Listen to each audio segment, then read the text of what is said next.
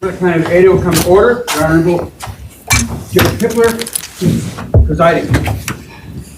Be seated. Thank you.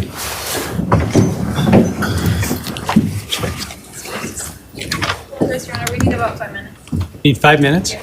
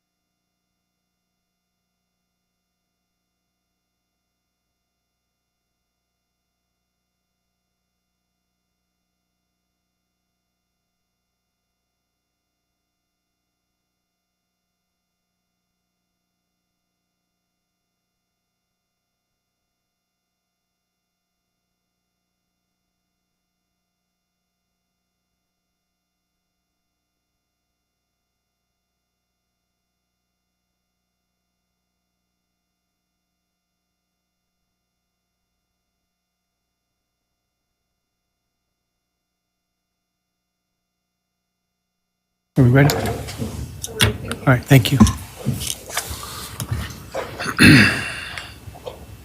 All right, this is CR 0124316665, State of Idaho versus Bryan Kohberger. Defendant is present in custody with counsel, Ms. Taylor, Ms. Massoth, Ms. Barlow. The state is represented by Mr. Thompson, Ms. Jennings, Mr. Hurwitz, Mr. Nye, and Ms. Allen. This is the time set for sentencing in this case. The defendant previously entered a plea of guilty to 4 counts of first-degree murder and 1 count of felony burglary. In exchange, the parties stipulated to recommend a sentence consisting of, on burglary, 10 years fixed, on each of the 4 counts of first-degree murder, life fixed. The parties waived pre-sentence investigation. To my understanding, neither party submitted a sentencing memorandum or other materials for the court. The court is familiar with the file and the evidence submitted previously by the parties as it has reviewed them throughout the case and in anticipation of trial. Is there any legal cause why sentence should not be imposed at this time? No, Your Honor.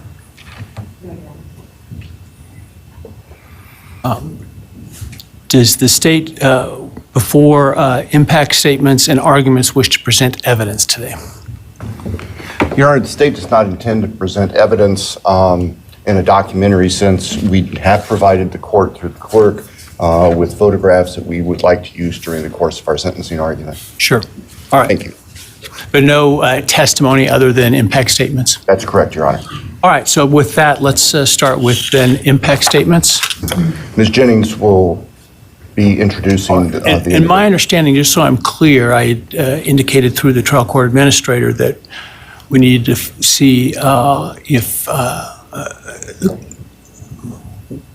any of the victims wish to have the camera not running and audio only. And my understanding is all of them indicated they are fine with the video. Is that correct? Yes, Your Honor, that's correct. All right, very well. Go ahead, Ms. Jennings. Your Honor, the first, and we're taking these in the order, victim impact statements in the order that the charges were listed in the indictment. The first charge being burglary, so we will have Bethany Funk's statement, and she has asked that her friend Emily Allant read that statement. All right, any objection to that? No objection. All right, very well.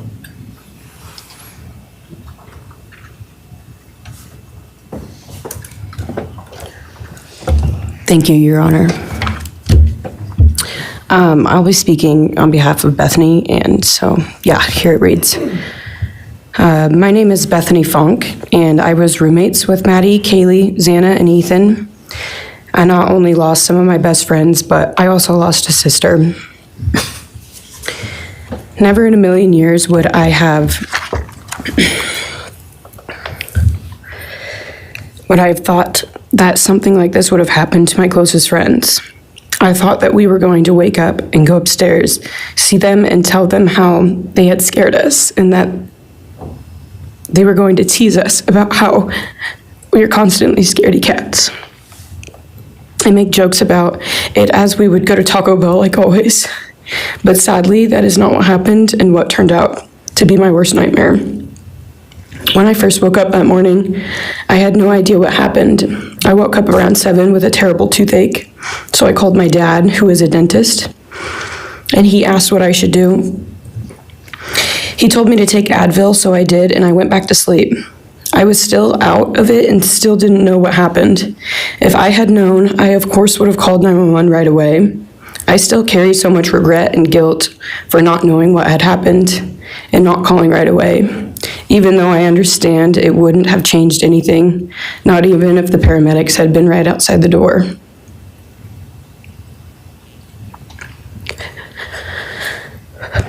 I was so frantic that morning and scared to death, not knowing what had happened. And when I made the 911 call, I couldn't even get out the words. And from then on, I don't remember a thing. It was like my brain wiped that whole memory. That was the worst day of my life. And I know it always will be.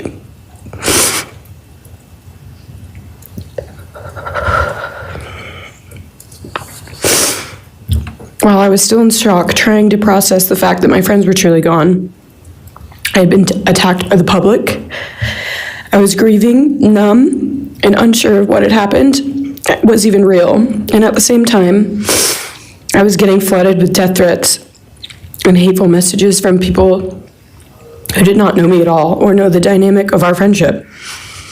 Social media made it so much worse, and strangers made up stories to entertain themselves. The media harassed not just me, but also my family. People showed up at our house. They called my phone, my parents' phones, other family members' phones, and we were chased while I was still trying to survive emotionally and grieve the loss of my friends.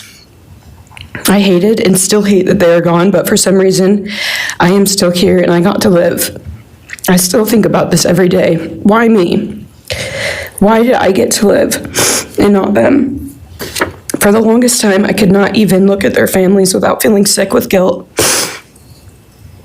I did not know what to say or what to do. I was terrified that my presence just made their pain worse. And I was still here when their kid, their siblings and their friends, their loved ones should have been here instead. After everything happened, I was afraid to go into my own backyard or alone in my house. I was scared that the person who did this would come for me next. I was always scared that the media would try to catch me at any moment of any day, even when I was just walking around my house. I made my parents close all the blinds during the day so no one could see me even in the slightest chance. I barely left the house, and when I did, I made sure I was never alone. I slept in my parents' room for almost a year. I made them double lock every door, set an alarm, and still check everywhere in the room just in case someone was hiding. And I still check my room every night before, and I double lock it. I have not slept through a single night since this happened. I constantly wake up in panics, terrified. Someone is breaking in, or someone is here to hurt me, or I'm about to lose someone else that I love. The fear never really leaves. long time, I could barely get out of bed, but one day I realized I have to live for them. They did not get the chance to keep living, but I do, and I will not take that for granted. So now every day I remind myself to live for them, and everything I do it with them in mind. I am still scared to go out in public, but I force myself to do things because I know that they would want me to keep living my life to the fullest. I am beyond blessed to still be here, and I refuse to take that for granted when they did not get a chance. Our house was not just a house, it was a home. It was where we laughed till we couldn't breathe, make meals, did crafts, binge watch reality shows, played games, and spent lazy days on the couch. It was movie nights, wine nights, morning debriefs, pranks, hot chocolate, cookies, and warmth. I would cherish those memories forever, and I will not let what happened erase how special our home was or how much those memories meant to me.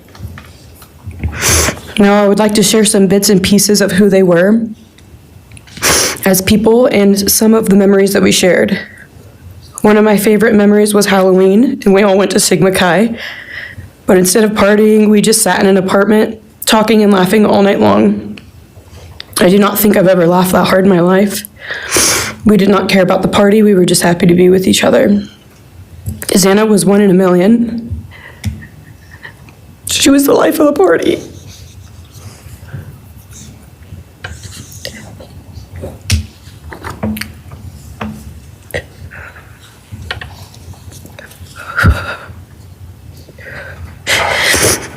But she was also the kindest and funniest person I knew. Everyone loved her because she made everyone feel so loved. She was just someone you always wanted to be around no matter the circumstance. One of my favorite days with Xana was when we laid on the couch together all day watching movies and snacking. Or when she, Maddie, and I would go and get margaritas, chips, and salsa. She would also light up a room with her presence alone. Kaylee had the most beautiful, radiant smile. And she was so kind, but also one of the funniest people I've ever known. She loved playing little pranks. And she always had us laughing so hard that we could not breathe. She was so full of energy and life.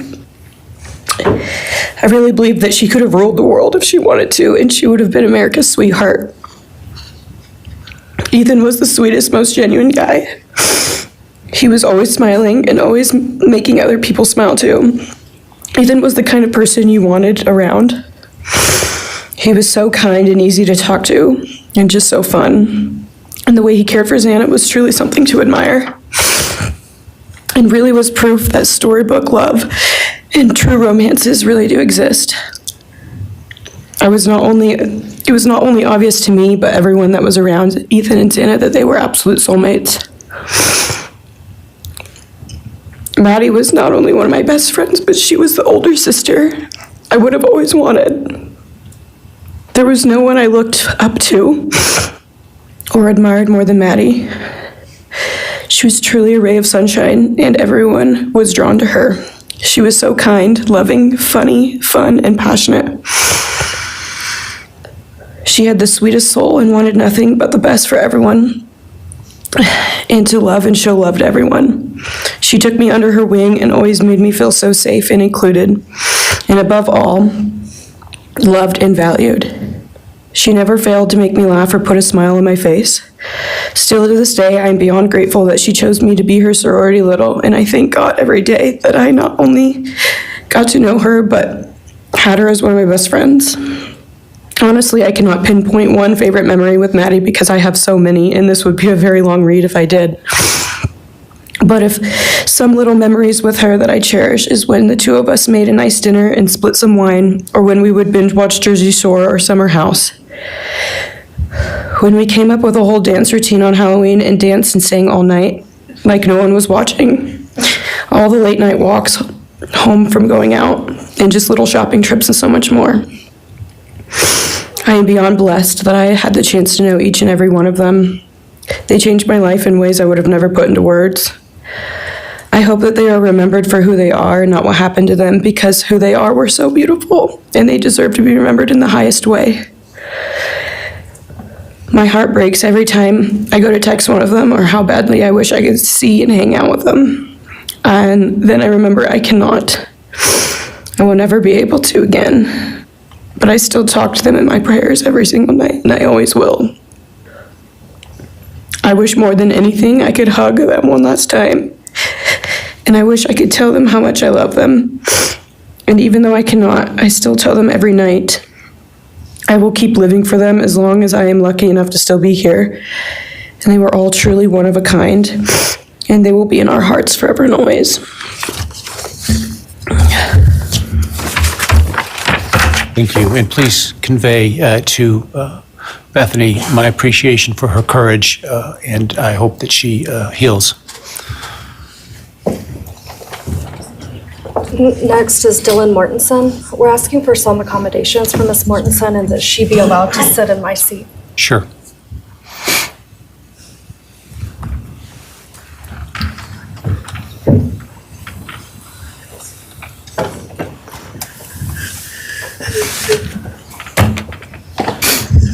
Dylan, just take your time, all right?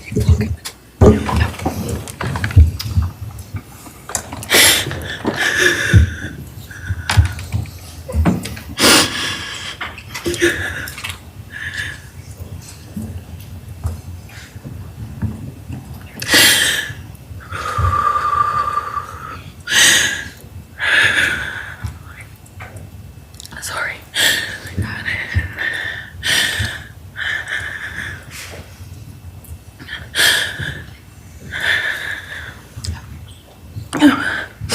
Thank you, Your Honor. What happened that night changed everything. Because of him, for beautiful, genuine, compassionate people were taken from this world for no reason.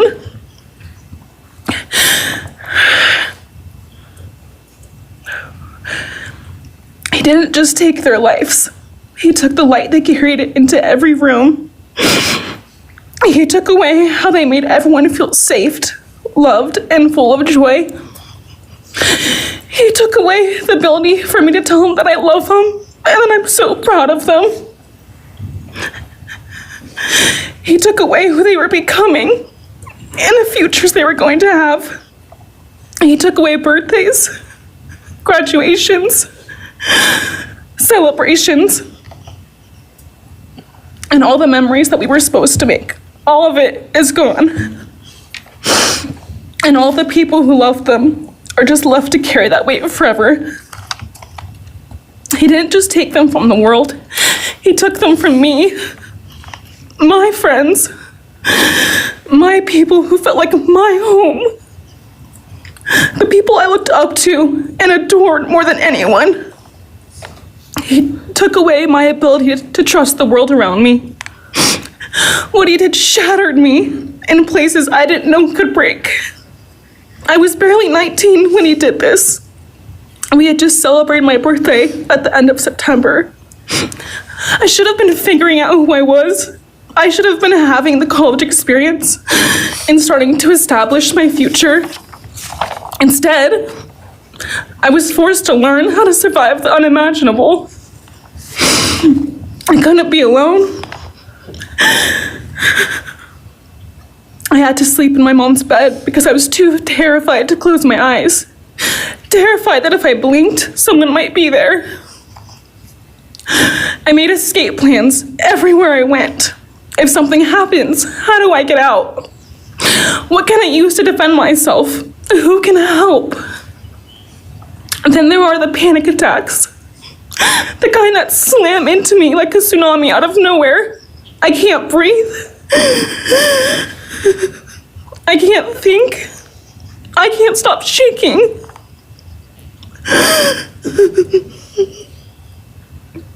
All I can do is scream because the emotional pain and the grief is too much to handle. My chest feels like it's caving in. Sometimes I drop to the floor with my heart racing, convinced something is very wrong. It's far beyond anxiety. It's my body reliving everything over and over again. My nervous system never got the message that it is over, and it won't let me forget what he did to them. People call me strong. They say I'm a survivor, but they don't see what my new reality looks like.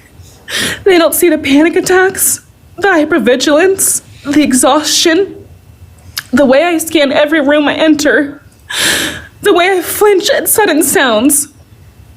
They don't know how heavy it is to carry so much pain and still be expected to keep going, and that's because of him. He stole parts of me I may never get back. He took the version of me who didn't constantly ask, what if it happens again? What if next time I don't survive?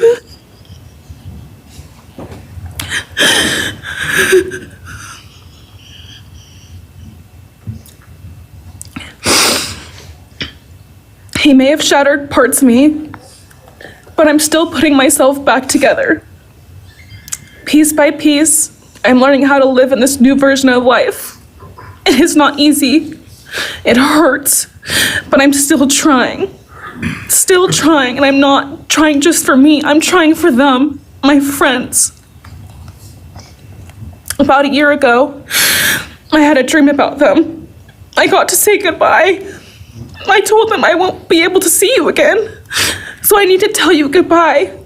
They all kept asking why, and all I could say was, I can't tell you, but I have to. When I woke up, I felt shattered and heartbroken, but also strangely grateful. Like maybe in some way that dream gave us the goodbye we never got. Still, no dream can replace them, and no goodbye will ever feel finished. He is a hollow vessel, something less than human. A body without empathy, without remorse. He chose destruction. He chose evil. He feels nothing. He tried to take everything from me. My friends, my safety, my identity, my future. He took their lives, but I will continue trying to be like them, to make them proud. Living is how I honor them. Speaking today is to help me find some sort of justice for them. And I will never let him take that from me. He may have taken so much from me, but he will never get to take my voice. He will never take the memories I had with them. He will never erase the love we shared, the laughs we had, or the way they made me feel seen and whole. Those things are mine. They are sacred, and he will never touch them. I get to feel sadness. I get to feel rage. I get to feel joy even when it's hard. I get to feel love even when it hurts. I get to live. And while I will still live with this pain, at least I get to live my life. He will stay here, empty, forgotten, and powerless. Dylan, thank you so much for your courage. I appreciate it.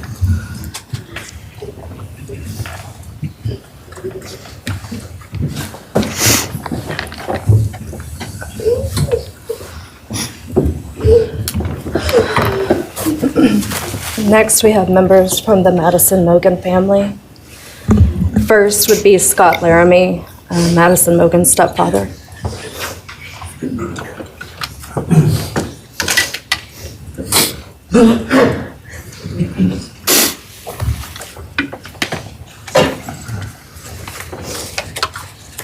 Standing by him is Karen Laramie, Madison's mother.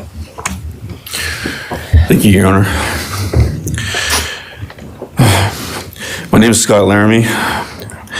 I'm Maddie Mogen's stepfather and the husband of Maddie's mother, Karen Laramie.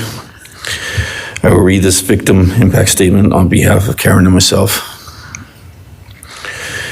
Maddie was our gift of life, our purpose, and our hope. Maddie quickly became Karen's joy, identity, and purpose in life. I joined Maddie's life when she was 2.5 years old. The experience transformed me into a life of joy, love, and family. Maddie was bright, beautiful, kind, empathic. She listened carefully to others and was observant, seeing and caring about the hearts and the minds of all she encountered. She loved music and music festivals. She had a wonderful sense of humor. She excelled in school. She was an easy child to raise, almost never requiring discipline, and almost always giving us parental joy.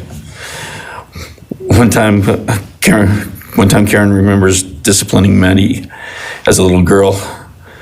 Maddie responded, "You broke my heart," which of course melted ours. She had a keen wit, even at that young age. As she transitioned into teenage years, she prioritized us and extended family over many of the distractions that capture teenagers.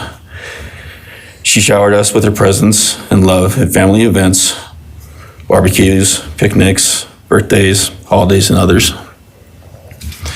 She spent countless hours with her papa, her Uncle David, Aunt Nadine, and her other close family and friends.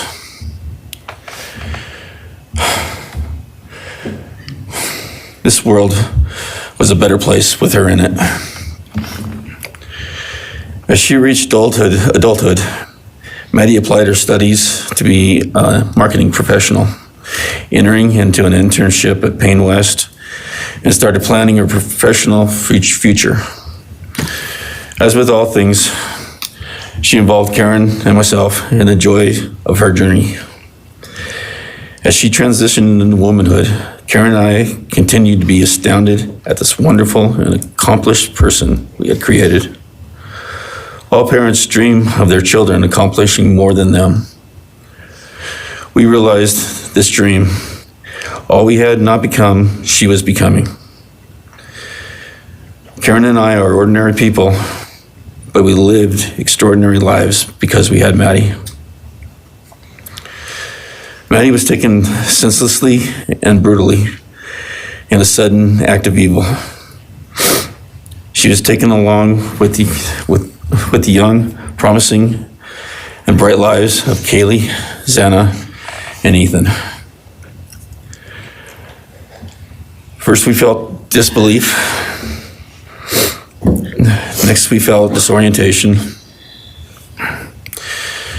Then we felt grief overcome us. Our grief is compounded even more for the Goncalves, Kernodle, and Chapin families. We speak of hope and healing, and we do have hope and some healing. But the vast emotional wound will never fully heal. Since Maddie's loss, there's emptiness in our hearts, home, and family, an endless void. After losing her mother in a car crash, Karen took years to grieve and recover. The feeling that her life with Maddie and A was perfect helped her to start to heal. Now, this is no longer perfect. After Maddie's loss, Karen felt like she was spinning out, emotionally collapsing into anxiety and depression. She sometimes asks, how am I supposed to go on when I've lost my favorite person in the world? I felt the same, and we continue to struggle. The loss of Maddie has impacted so many beyond our family. Her second family is her sorority sisters who grieve alongside us. She has so many close friends who suffer from her loss. We will continue to be, her loss will continue to be felt by the Vandal community, including Vandal Solutions on campus, where she volunteered her time for others.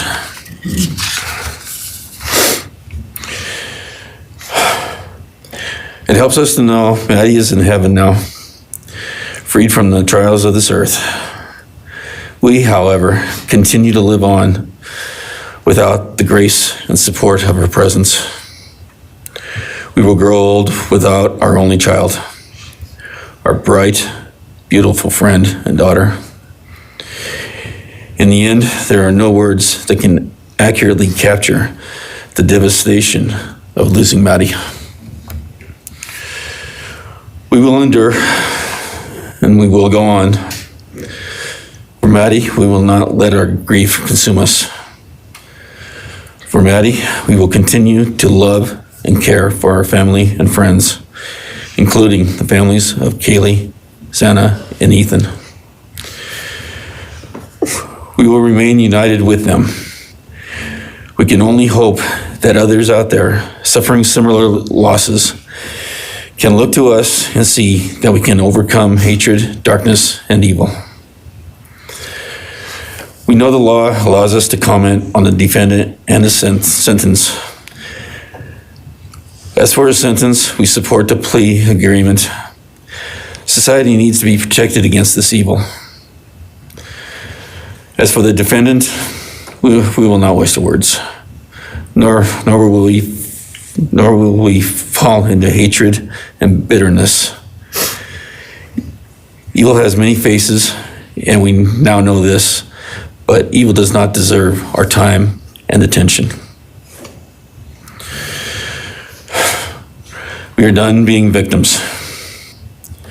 We are taking back our lives.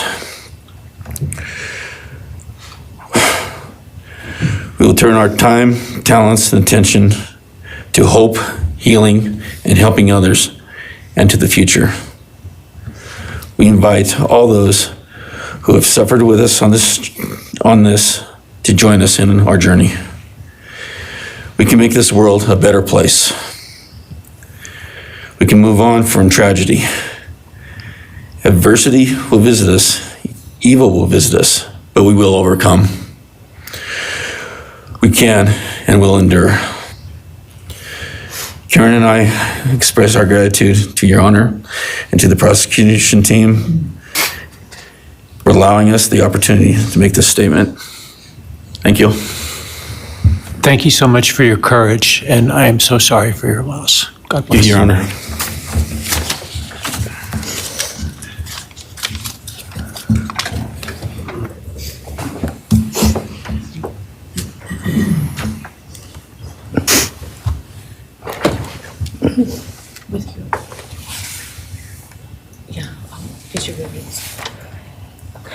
Your Honor, this is Leander James. He's the attorney for the Mogen family and victim advocate. He'll be reading a statement for Karen Laramie. May it please the court, counsel. My name is Leander James. I am the pro bono counsel for Karen and Scott Laramie. Karen has asked me to read this statement into the record. I thank my husband, Scott, for his statement, his courage, and his unending love and support during this dark time. While words are inadequate to capture the impact of this horrific crime on our family, he expressed it as best anyone could. For Maddie's sake, I will add my supplement statement that incorporates additional impact in the context of my extended family.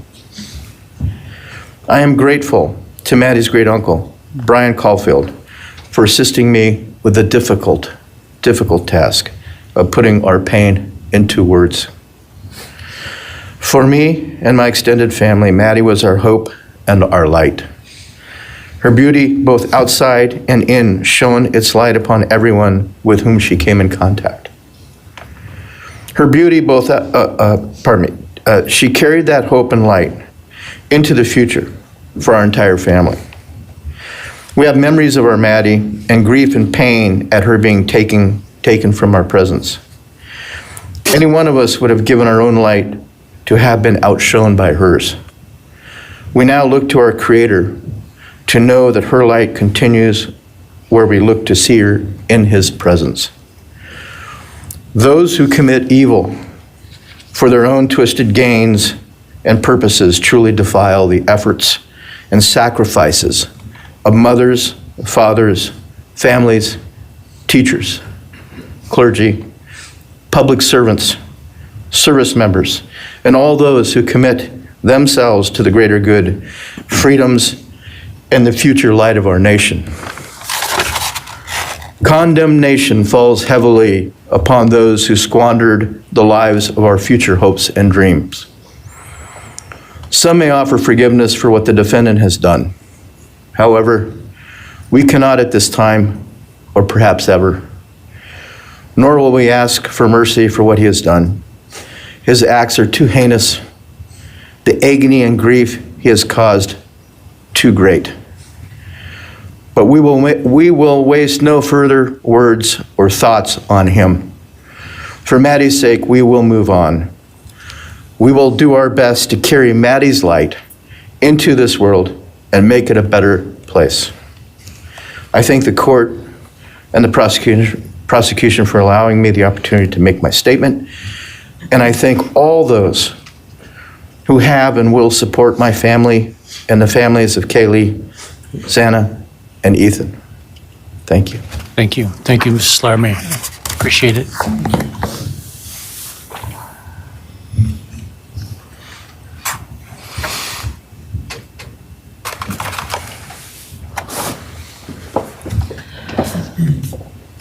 Next is Ben Mogen, the father of Maddie Mogen. Yes, of course. Actually, Your Honor, it'll be Kim Cheeley, the grandmother of Maddie Mogen.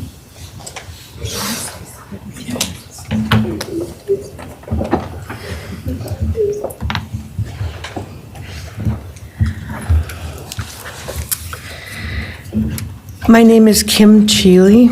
I was Maddie Mogen's paternal grandmother, as Ben Mogen, her father, is my son.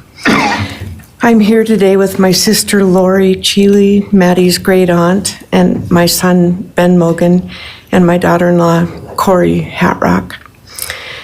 I'd like to begin by thanking a number of people involved in bringing this case to closure. In my daughter's words, the plea deal the prosecution team reached this month is one that punishes the perpetrator of this horrendous crime, protects the public from further harm, and allows all of us who knew and loved these kids the time to grieve without the anxiety of the long and gruesome trial, the years of appeals, and potential for mistrials along the way. My family and I are so grateful to Bill Thompson and his prosecution team for their dedication and painstaking work that forced the perpetrator to admit his guilt.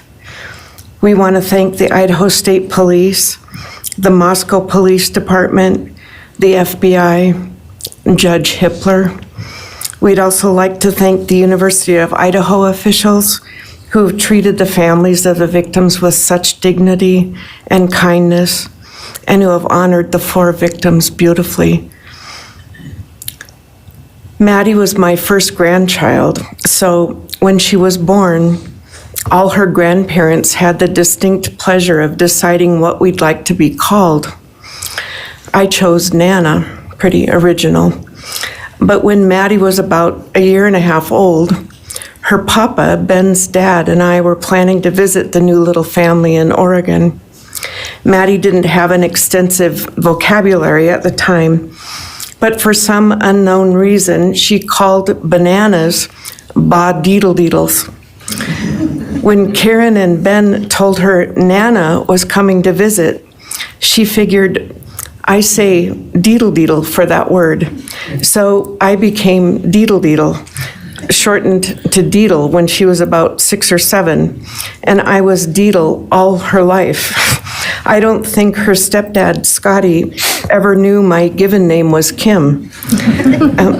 Maddie's and my birthdays were one day apart, and a couple years before she was killed, she gave me this necklace with Deedle and Maddie engraved on it, and I added an angel wing, and it's one of my treasured possessions. I also got an angel wing tattoo. Never thought I'd see the day, but along with many members of our family, replicating the one that Maddie and her sorority sisters had. I wanted mine where I could see and touch it often. From preschool through grade school, I stopped teaching piano lessons early on Wednesdays and picked Maddie up for bubble baths, brownies, and books. It was our special time together, and she went home those nights in her jammies with a pan of warm brownies for her family. Although Karen and Scotty raised Maddie and did such a lovely job of parenting, we Mogens were lucky to have her for holidays and many other family gatherings. We'll always have our treasured memories of Maddie growing up in our big, extended, cooperative family. And I thank Karen and Scotty Laramie for being so generous and open and sharing Maddie with her Mogen side of the family.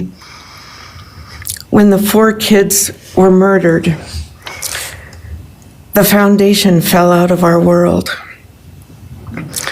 Initially, the fear was truly debilitating. The first 6 weeks were excruciating. Despite the vigils, memorials, candlelight gatherings of students, friends, family, community members. After the arrest, in the past 2.5 years, my family has lived with grief, with the effects of traumatic grief, of which I was blissfully unaware before all of this. I now have a stack of books on grief. I've attended grief classes at hospice.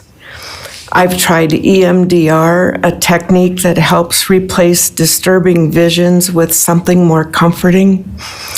My son Ben, his 2 sisters, Maddie's aunts, and I have all experienced depression and anxiety and sleep disturbance, requiring medical intervention at times. We've all sought counseling off and on. The struggle with media attention was extremely difficult, especially for Ben. No one should live through the violent murder of one's child. Some days it's beyond me how the parents of these kids are still upright. I'm thankful for the strong families and communities that are supporting the survivors. At the time, I could think of only 2 blessings surrounding the horrific murders. One was that Ben was living with my partner Tom and me at the time, and that we could support each other emotionally through it all. Sadly, Tom died a year ago of a rare brain cancer, and he won't be here to see justice served. He was our family's rock, and we all miss him every day. A second blessing is that my mother died of COVID several months before the kids were killed, and she didn't have to live through the horror. It was difficult to identify blessings. So we've all lost our dear child and a future with her.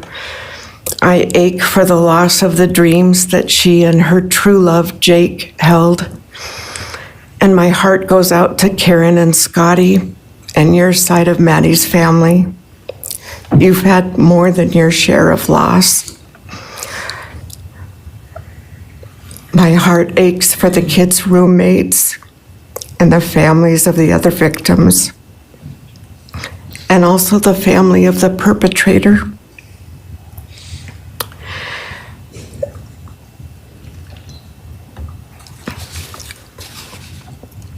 Going forward, we Mogens are choosing to put our energy and focus into honoring Maddie's too short life and sweet spirit by celebrating Maddie May Day, which my 2 daughters established. On May 25th each year, Maddie's birthday, we encourage folks to do random acts of kindness in Maddie's name. In my daughter Katie's words, may we all protect our peace in whatever way possible, unite in community, and focus on joy. Please do an act in kindness in Maddie's honor during this week. so a glimmer of Maddie's light may live on. Thank you. Thank you, and appreciate your courage, and bless you and your family. Thank you.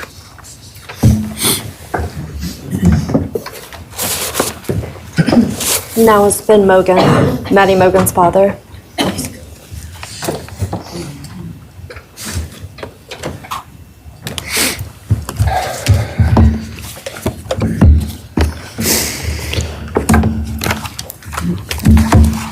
I'm Benjamin Mogen. I'm Maddie's dad. And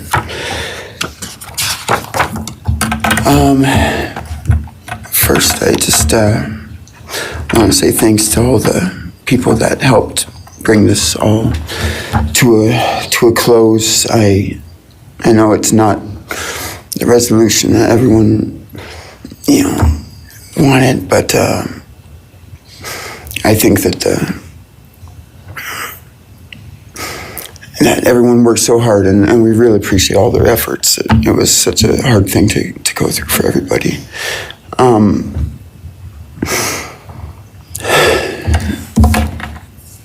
Maddie was my only child that I ever had.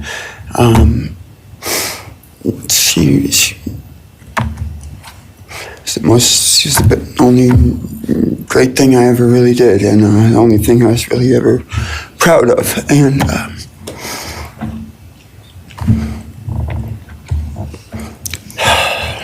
I thought we would have the rest of our lives together to be together and to know each other, and I took for granted the times, she was in college, and I thought, oh, well, we'll have the rest of our lives to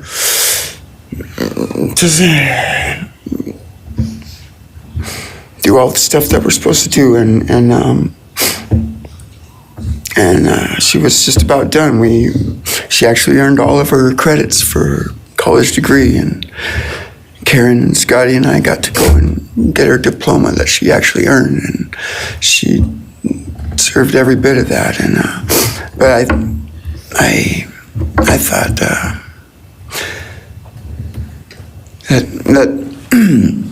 that was going to be just the beginning of a long life together, and we never got that. Karen and Scotty did such a great job raising her after Karen and I split up, and I'm so thankful for Scotty and the role that he played in her life when I wasn't able to. But we got to spend a lot of great times together, Maddie and I. She was my favorite person to go to a concert with. We got to see some fun shows together, and I told her, if there's ever a show that you want to go to, let me know, and I'll get you tickets for you and your friend, or if we want to go together, we'll make it happen. And my favorite memory with her was when the Mac Miller show sold out here in Spokane, and everyone wanted tickets, no one could get them, and on the last day before the show, they did a radio thing, and I got 4 meet and greet tickets for Maddie and her friends and me to go and see the show, and that was her favorite artist at the time, was Mac Miller, and he's gone now too, and my little cousin Zach drove us all there that night, and he's gone too, tragically, and anyway, the last thing that she ever wrote to me was this Father's Day card, and I'm so glad I still have it. I'm just going to read what she said. It says, "Happy Father's Day. I hope you have the best day. I can't wait till we can hang out again soon. I'll be in Coeur d'Alene 6:24 to 7:04. Hopefully we can find a time then. I love your birthday card that you sent me, by the way. Maybe we can see a concert sometime soon. I'd love to see the gorge when it's not so smoky out. I hope you're doing well. I'm proud of how far you've come. Thank you for always encouraging me to do my best. Love you lots and lots. Love, Maddie Mae. She did encourage me to not just to do my best, but to live on. I went through a lot of issues with addiction and with substance abuse, and when I wasn't wanting to live anymore, she was what would keep me from just not caring anymore, and knowing that she was out there and that she was just such a beautiful person kept me alive a lot of rough moments, and I'm so glad that she was able to meet Jake. He was the only one that actually ever got to take her to the gorge. They went and saw Watershed together, and yeah, they had a heck of a time. I'm just glad she got to. That's a really special place for me, and she always wanted to work out there with me in the summer sometime. She never got to, but at least she got to see it once with Jake. He was such a great guy. He is such a great guy. And I really wanted to see what a future with them would have looked like.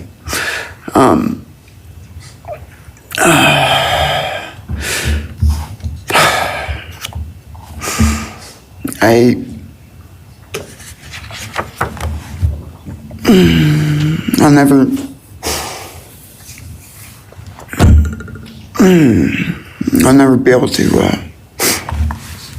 replace her. I wrote a bunch of stuff. I just don't know what to say right now. Except I just miss her so much, and I just love her more than anything. And it shouldn't have happened. And a death sentence is one thing. When it's going to happen, and it's going to be all gentle and stuff. But, life without parole, with a building full of people that all just want you to not be around anymore, and winking at every morning, not knowing if that's the day they're going to pull your card. I mean, it's not a very nice sentence either. So, I don't know. I just love you, Maddie, and I wish you were still here. Thank you so much.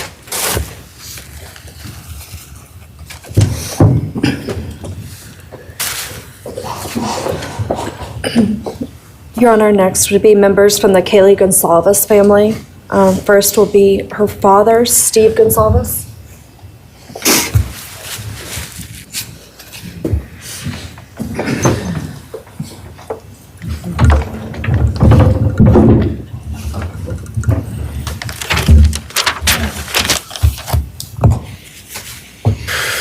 Today, we are here to finish what you started.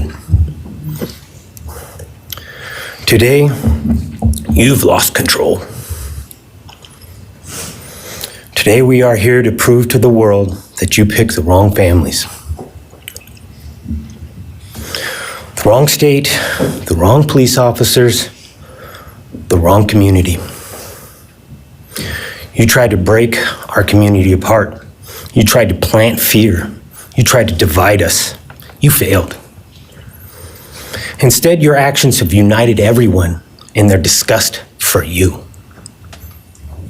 I just learned from these lead investigators, to their shock, they worked in an investigation and actually worked with Pennsylvania police officers and the federal FBI. You united everyone. Everyone was united after you. None of us are divided. We are united in our disgust and our love for these children. Today you have no name. Because when this all started, we all came together and we said, let's stop even talking about his name and just use initials. So even the media just calls you BK. That's all you are. Looking back when the police officers knocked on my door, told me what happened to my child, told me what happened to Maddie Mae, I don't think he was even out of the driveway before my kids turned around and looked at me and said, "What do we do, Dad?" I told them, "You get to work. You get your ass to work." And we started calling, we started texting, we started emailing. And you know what? Within hours, we had your white car on the camera. We knew from the very beginning we had you. Police officers tell us within minutes they had your DNA, like a calling card. You were that careless, that foolish, that stupid. Master degree, you're a joke, complete joke. But we took this disaster and we did what we could. We put everything online. We took our kids, we took our images, we took everything that they did, their videos, their photos, the girls' pranks, Ethan singing. We put it out there, we shared it with the world. And the world united. And all they ended up, when they talked about this case, is they talked about Kaylee Jade, Maddie Mae, Xana, and Ethan. Everything what these people meant to us, a father, a mother, a brother, a sister, we shared that with our community. Then we shared it with our state. We shared it with the country, and eventually we shared it with the world. The world's watching because of the kids, not because of you. Nobody cares about you. You're not worth the time, the effort to be remembered. In time, you will be nothing but two initials forgotten to the wind. No visitors, nothing more than initials on an otherwise unmarked tombstone. From this moment, we've all started. From this moment, we will forget you. We want to all leave in closing. One last thing. You picked the wrong family, and we're laughing at you on your trip to the pen. That will be today or tomorrow. I'll close with, God bless all the men and women that worked on this case and all the hard work that you guys did. You guys allowed us to grieve and allowed us to get through this. The amount of work that you guys put together and the way that you guys put it together was beautiful. There was hard times to be expected, but thank you all, and God bless. Thank you.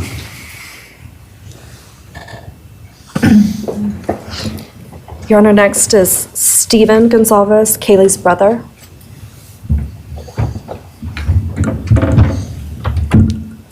Stephen's actually gonna pass. I'm gonna go. Okay. Olivia Goncalves, Kaylee's sister.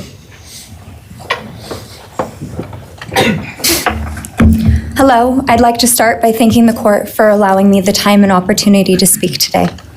My name is Olivia, and I'm the big sister of Kaylee Goncalves, and I was blessed to love Madison Mogen as a sister too. I'm not here today to speak in grief, I'm here to speak in truth. Because the truth is, my sister Kaylee and her best friend Maddie were not yours to take. They were not yours to study, to stalk, or to silence.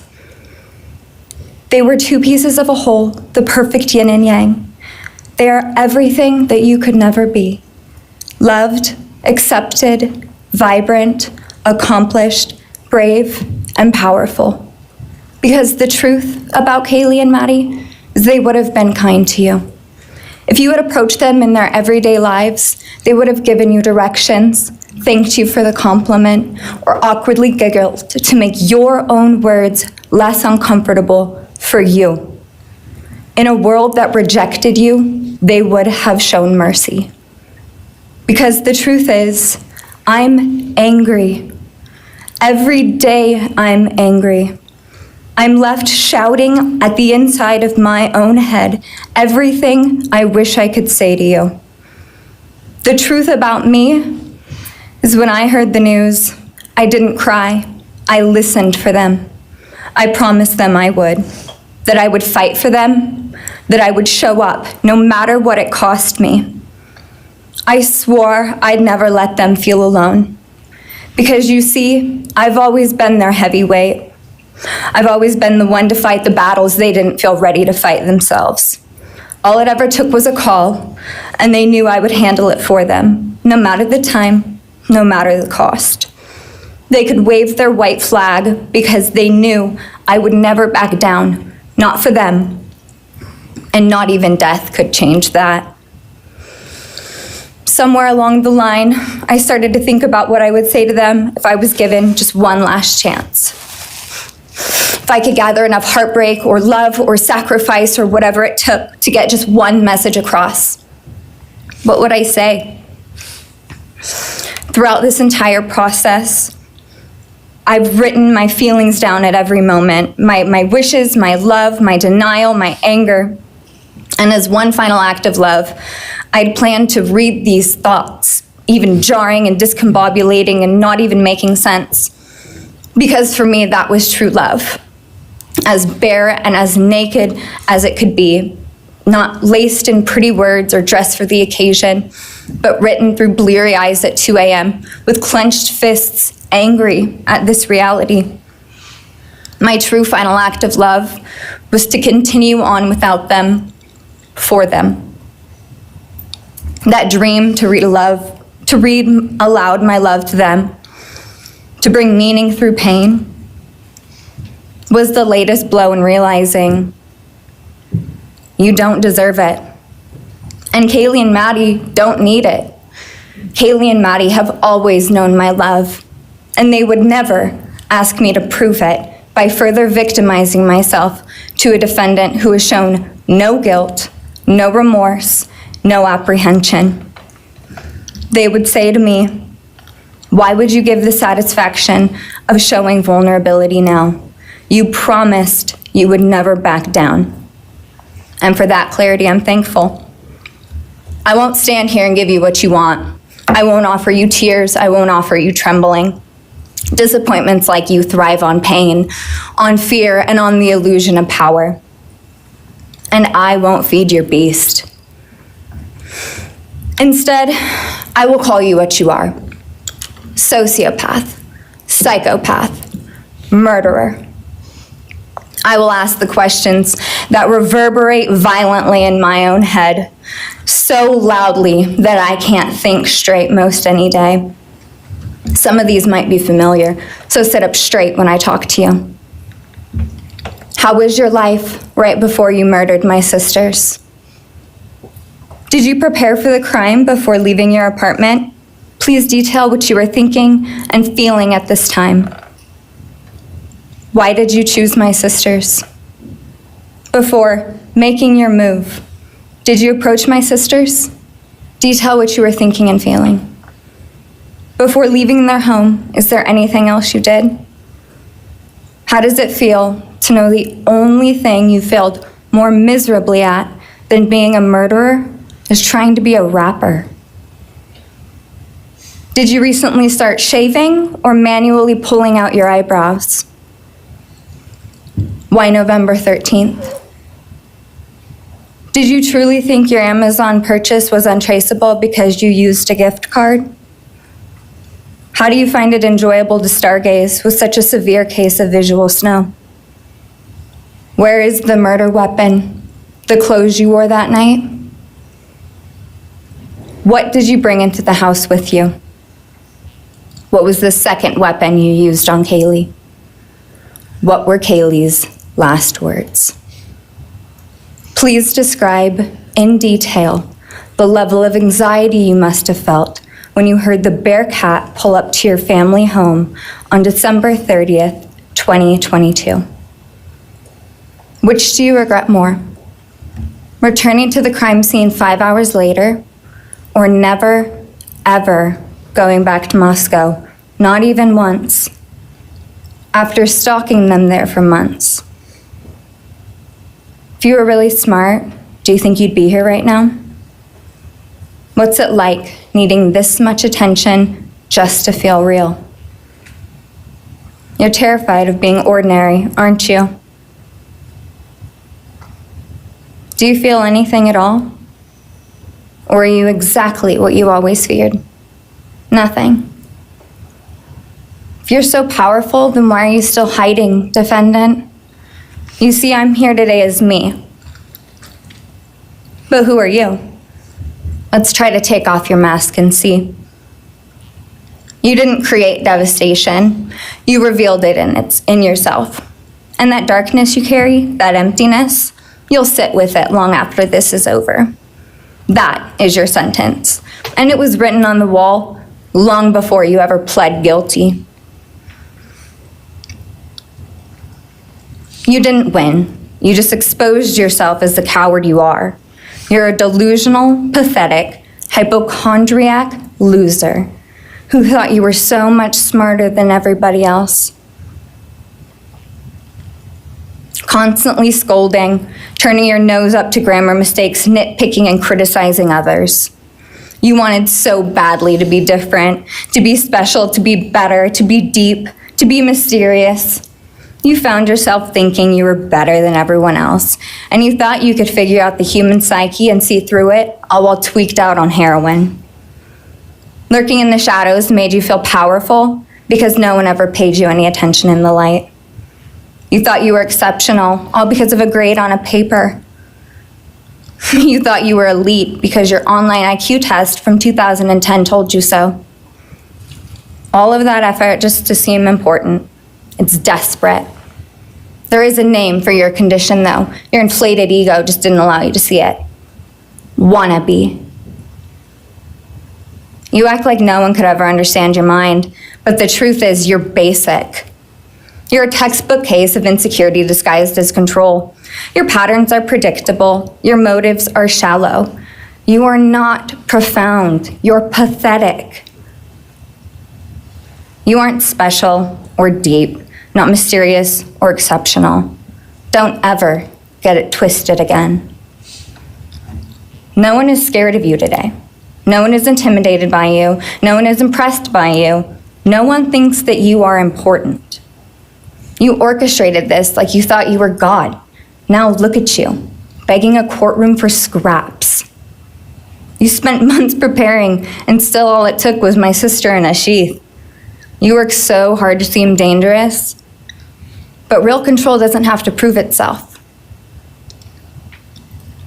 The truth is, the scariest part about you is how painfully average you turned out to be.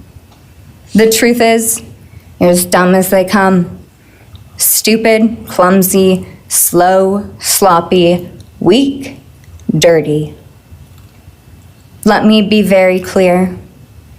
Don't ever try to convince yourself you mattered just because someone finally said your name out loud. I see through you. You want the truth? Here's the one you'll hate the most. If you hadn't attacked them in their sleep, in the middle of the night, like a pedophile, Kaylee would have kicked your fucking ass. Thank you. Thank you.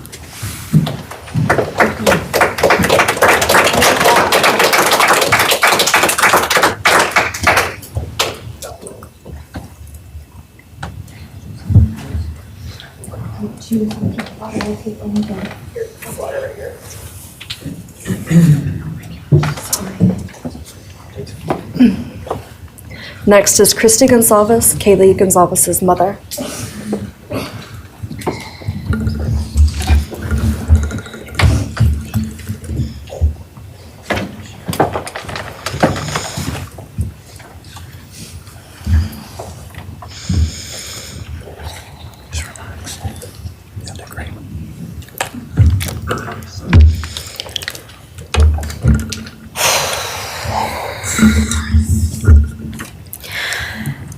Thank you, Your Honor.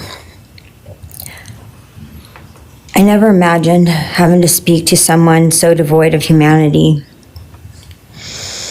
For a long time, I didn't think I'd find the words low enough to meet you where you are.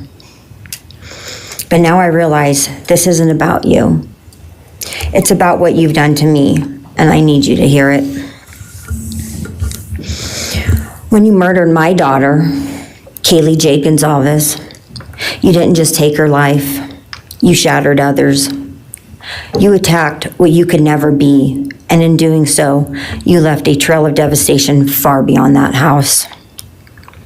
You stole my peace. You've altered my every waking moment, every sleepless night, the way I view the world, people, safety, trust. It's all been changed by your cruelty. I no longer recognize parts of myself. Joy is harder to find. Laughter feels foreign. The world moves forward, but I'm suspended in a place of sorrow and rage. You've taken from me something that can never be restored. The grief sits with me every day, some days quietly, and other days so loud it drowns out everything else. The emotional toll you've inflicted on me is immeasurable. I live with a constant ache, with birthdays that are now memorials, with holidays that feel hollow, with empty chairs that scream louder than words ever could. I am forever changed. But for you, as a person working on a PhD in criminal justice, you really didn't think this one through. You're not that good. In fact, you're not that good at anything. You couldn't secure a job. You couldn't get along with others. You couldn't even get a female to look in your direction.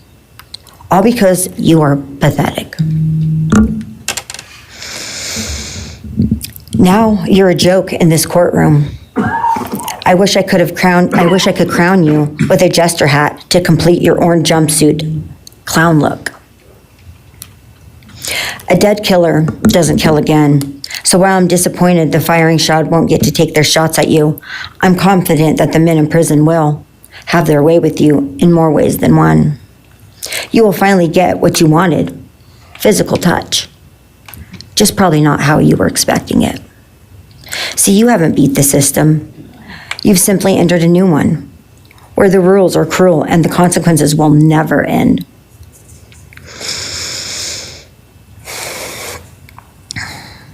You are entering a place where no one will care who you are and no one will ever respect you.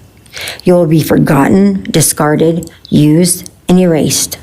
You will always be remembered as a loser, an absolute failure.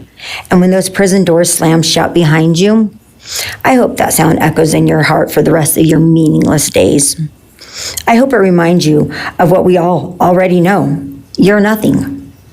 May you continue to live your life in misery.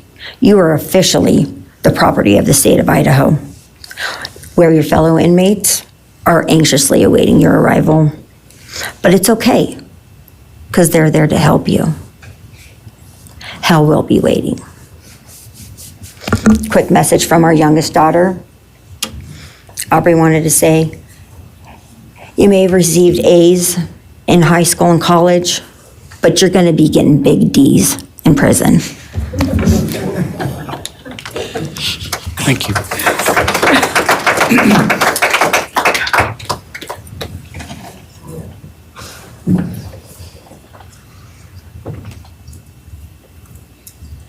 Do we have more from the Goncalves family, or are you?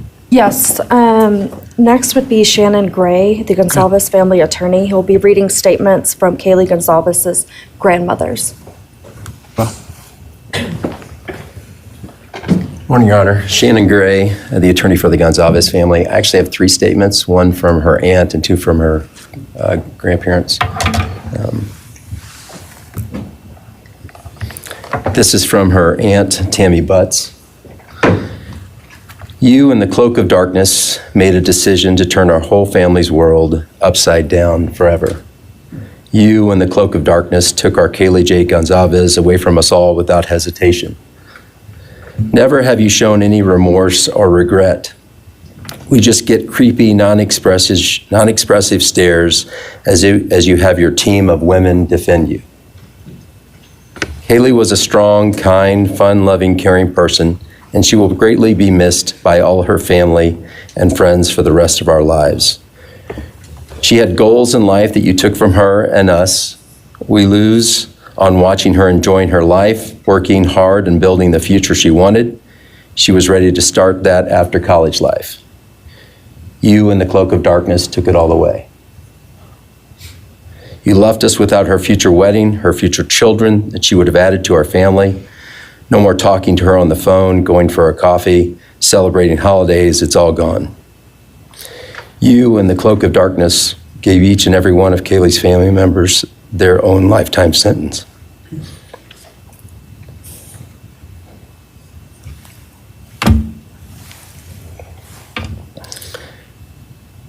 You, in the cloak of darkness, also took our Maddie Mae from all of us. She was so genuine, caring, polite. She was part of our family. You came in, harmed our children that were younger women than you in their own beds. You're nothing, you're a coward. It's not right that you have received life. I pray that you meet your end in the cloak of darkness, burn in hell. I have 2 other statements, Your Honor.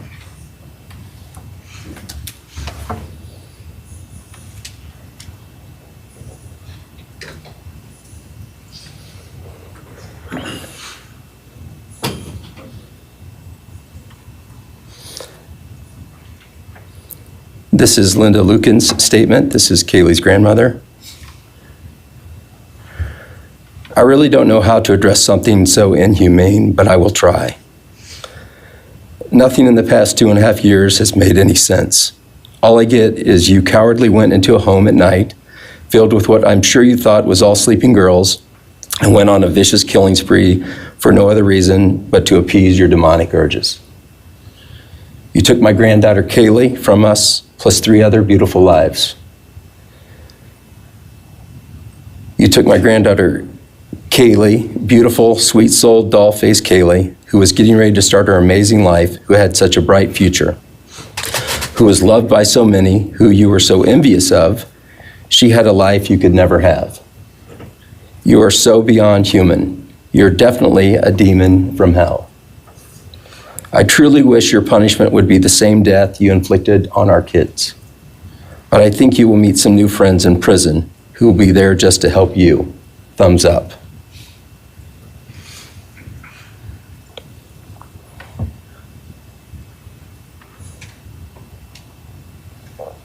And I have one last statement, Your Honor. This is from Cheryl Goncalves, Kaylee's other grandmother. John 1:5 says, light shines in the darkness, and the darkness overcomes it not. Somewhere in your life, some jealousy, envy, ego, something went dark. It pushed out all light until you became dark and evil. And when you saw my granddaughter and her friends, their light, because they have such a light, you couldn't stand it. Because the darkness in you could not stand the light in them. And so you decided to destroy it. Cowardly, you walked into their rooms in the dark and took their lives, hoping to get rid of your darkness. But you didn't. You failed. Because you know what was once a light shown only to their friends, families, and loved ones is now all over the world. Everyone sees it. Their smile, their beauty, their plans, everything they were and had.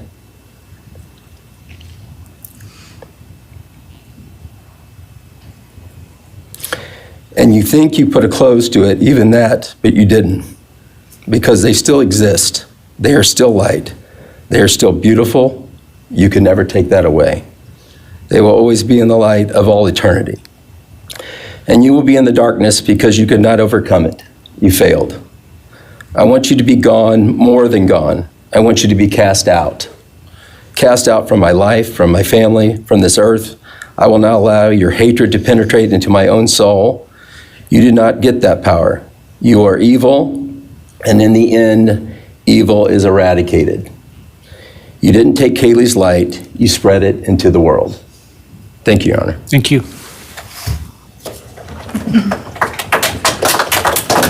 All right, if the are you moving to a different family now? All right, why don't we take a 10-minute recess, all right?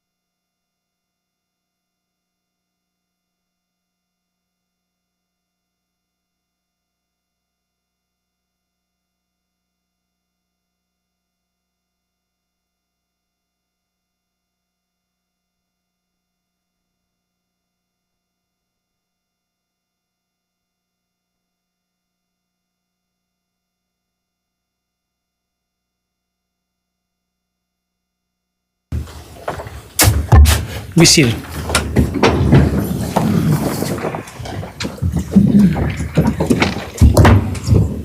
All right, Ms. Jennings. Thank you, Your Honor. The next family is the family of Xana Kernodle, and first would be Jasmine Kernodle, Xana's sister.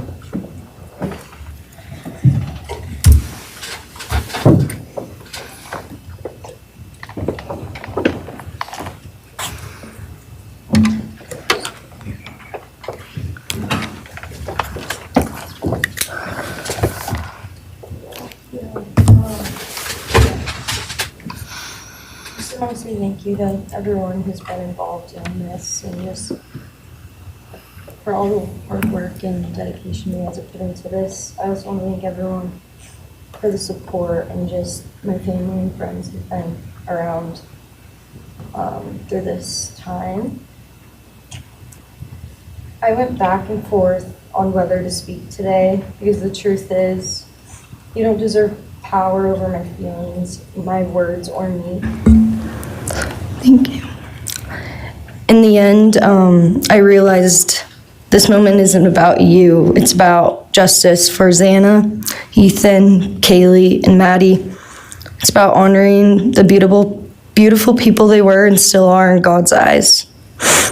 On November 13th, 2022, a piece of my heart was ripped away. There's no way to ever fully describe the weight of losing my sister, my best friend. No sentence or punishment will ever come close to the justice Xana, Ethan, Kaylee, and Maddie deserve. Xana was everyone's best friend. She was kind, she was funny. She was a gift to each person she was able to make an impact on. Xana was someone I turned to when I needed direction or advice. Although I am her older sister, I often found myself looking up to her. She had a radiant energy that everyone loved, and she always knew the right way to approach a problem. She knew how precious and special life was, and she truly did live every day to the fullest. Yet her story was cut short by an act of evil. I believe in a God whose justice is not bound by this courtroom. I find peace knowing that judgment ultimately belongs to Him. For your sake, I hope one day you feel the full weight of what you did. I hope you take accountability. I hope you truly experience the guilt and you surrender yourself to Jesus Christ. Because no punishment on this earth can ever compare to the isolation and pain of eternal separation from God.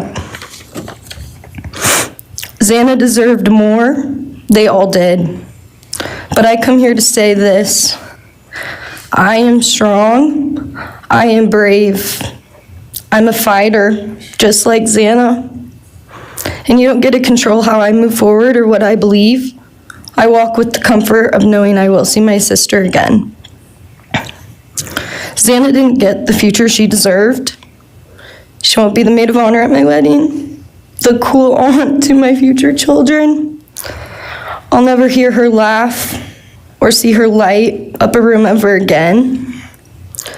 But I will carry her with me for the rest of my life. I will live in her honor, fight to be the best kind of woman and someone she's proud of, to make sure the world never forgets who she was. Xana's story doesn't end with what was taken from her. It lives through the love she gave, the people she touched, and the legacy our family will protect. Her light still shines, and her voice will echo louder than this pain. You didn't take that from us, and you never will. Thank you.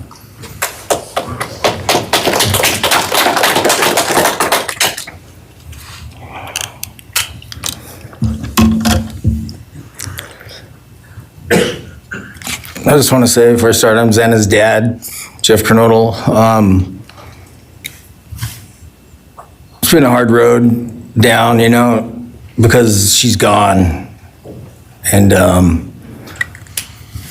want to thank everybody, other their families that's speaking so far, spoke about things.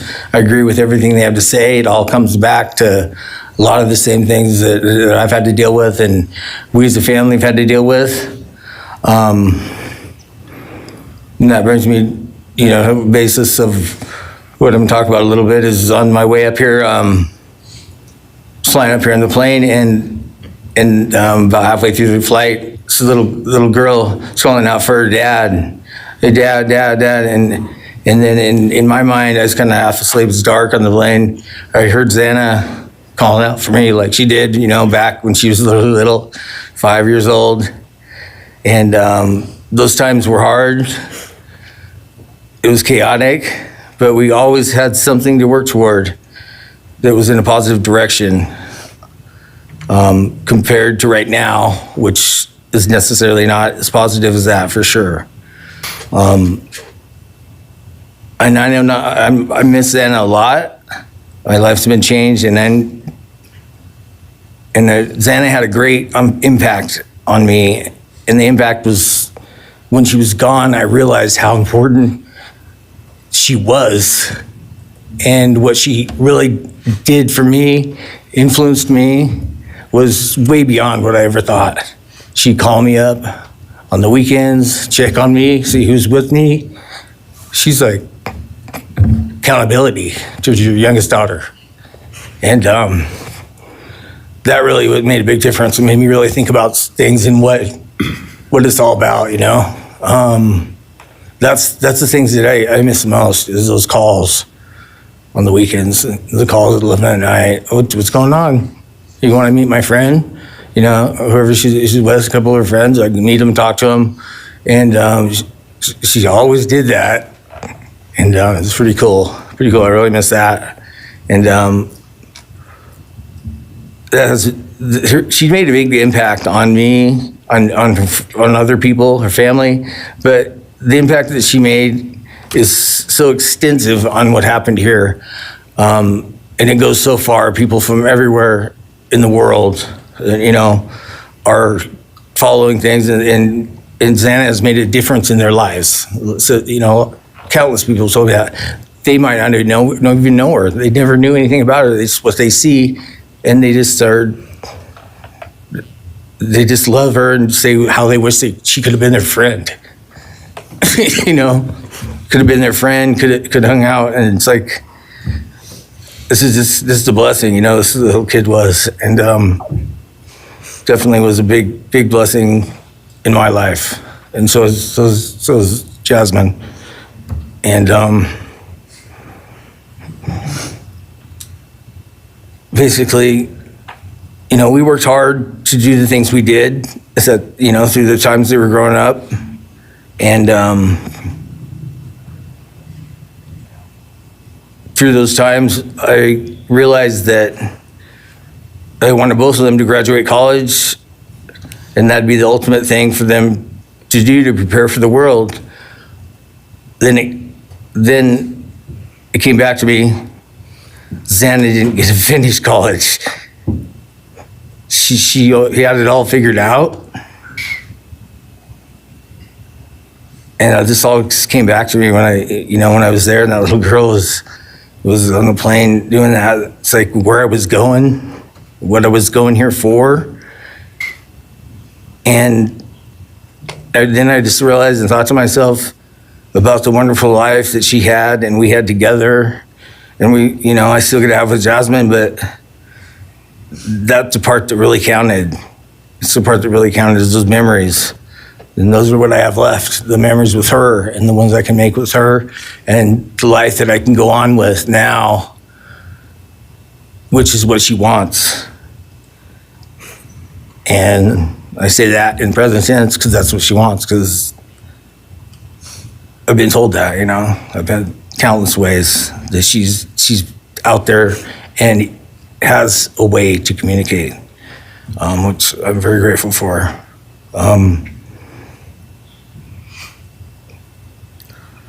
That goes to say that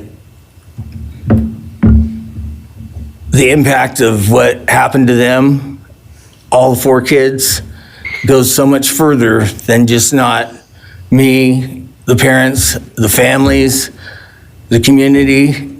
It goes so far because a lot of kids, in the colleges, just for an example, they lock their doors now. The door wasn't locked in the back Penn State or wherever it was, all the colleges, I know that I've heard they all lock their doors now.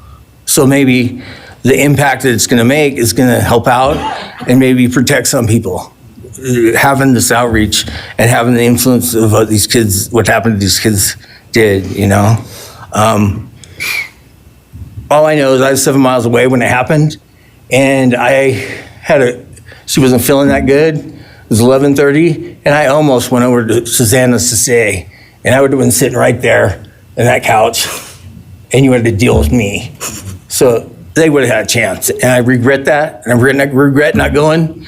But the reason why I didn't is because Xana said, "Don't be drinking and driving. You got the rental car. Don't be drinking and driving." The week before that, so she was she would have been mad at me to do that. But I really wish I would have drunk and drove, because they would have had a chance, all four of them.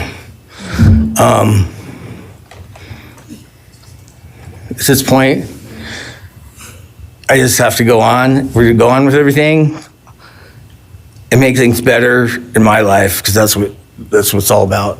If I have closure in things, and the part that we miss is Xana, her influence, her smile, the things that she did, and we have the memories left, the great memories, and she just wants us to make more memories and not be sad or upset or shocked or taken for that, and that's what we're gonna do. We just have to. That's all I got. Thank you for your words and your courage, and bless your family.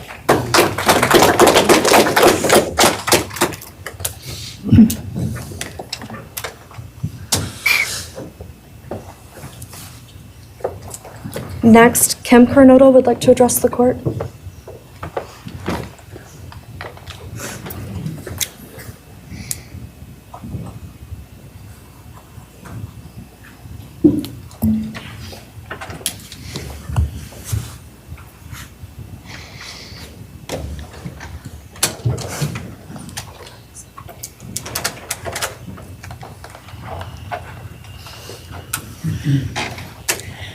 Thank you, Your Honor. My name is Kim Kernodle. I am Xana's aunt.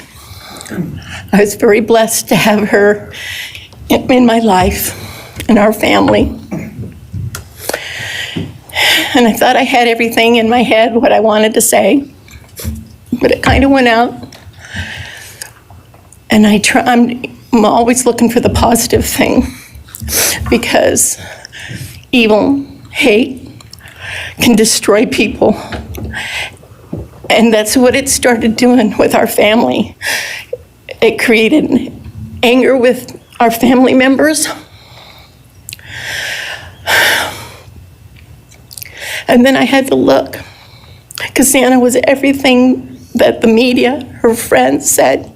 She was that fun, loving, high-spirited, beautiful person.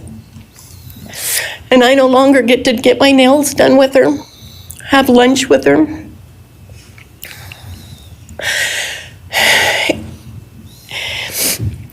Sorry. But how I look at it now is this tragedy, this horrible tragedy on all of the 4 children, has brought us closer. You united us with your actions. We're united now, and we're stronger than ever. We have family and friends now that we never knew we had. And, this is probably going to bother everybody, but Bryan, I'm here today to tell you I have forgiven you, because I no longer could live with that hate in my heart. And for me to become a better person, I have forgiven you. And anytime you want to talk and tell me what happened, get my number. I'm here, no judgment, because I do have answers or questions that I want you to answer. And I'm here. I'll be that one that'll listen to you, okay? Thank you, Your Honor. Thank you very much.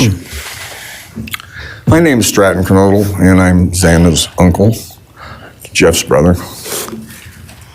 Sitting here today listening to the stories and feelings and feeling the pain from everybody is a pretty powerful thing. It's each time a statement was read, it sort of would tug into my center core as I felt everybody's anguish.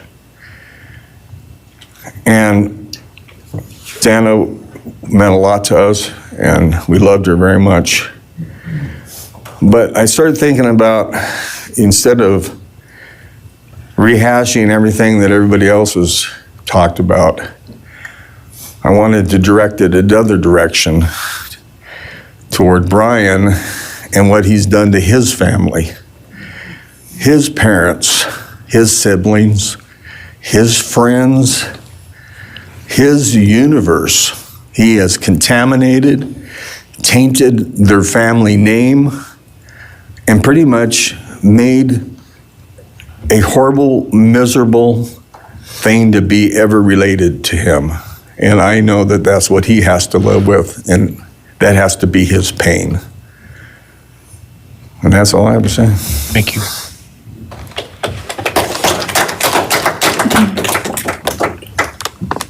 Next, Your Honor, I believe Randy Davis, stepfather to Xana Kernodle, would like to address the court.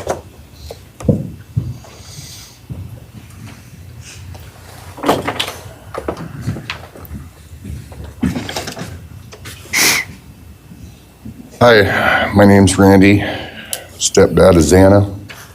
I just feel the same way we all do. All of us are united because of something that happened. And I am grateful to know and have met some new family because of this awful event. But this is probably the last time we're all going to be in the same room together, let's be real. So I can say, I love you all, and I feel your pain. And just God bless us all, you know? Just get through it. I had stuff wrote up. It was probably best I didn't read it out. Probably get kicked out of here, so. You know, I'll share one thing to you guys, not to you, with Xana. So I was working in North Dakota and came home, and Jazzy and Xana had taken our son Elijah and put him in a dress, makeup, and it was awful, you know. I was like, I don't know. She was funny. I told her she'd be in the movies and be somebody great one day like that. And now she is just above us as an angel with all the other beautiful kids. So let's hold that to our hearts, because this evil thing is not going to take nothing from us.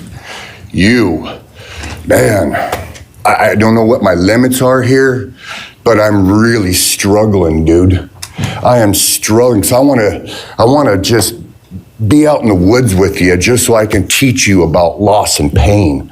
I love God. I wouldn't take your life. That's up to him. But I guarantee you, you are weak. God, I would just give a moment, man, 5 minutes out in the woods. Oh, man. You're going to go to hell. I know people believe in other stuff. You're evil. There's no place for you in heaven. You took our children. You are going to suffer, man.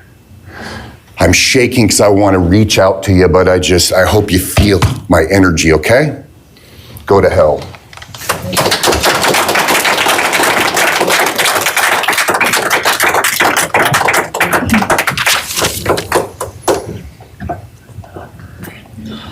Next is Kara Northington, Xana's mother.